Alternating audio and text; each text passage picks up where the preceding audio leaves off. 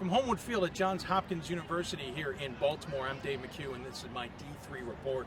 Johns Hopkins pretty much dismantled Dickinson 42-17 in this one, in a game that actually was a little bit nip and tuck in the first quarter. It was actually tied at 7 at one point.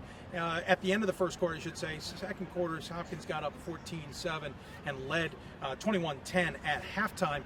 The big story really was, it started off Hopkins going a lot to the air and just missing receivers, just going off fingertips, just missing guys deep for big plays.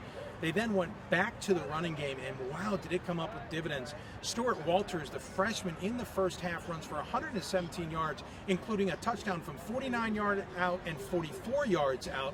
Those are the two longest touchdown runs of the season for Johns Hopkins.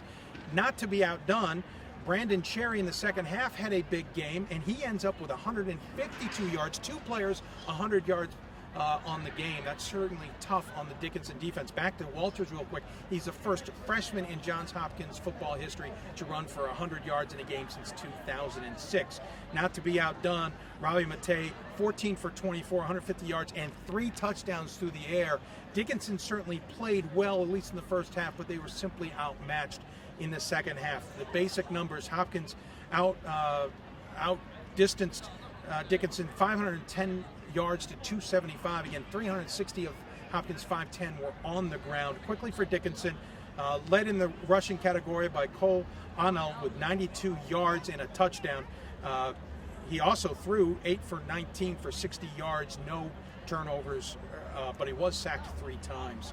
For Johns Hopkins, again, Brandon Cherry and Stuart Walters leading the way with a total between the two of them, 276 yards and 2 touchdowns, those both for Walters. Again, Matei's numbers, 14 for 24, 150 yards, 3 touchdowns.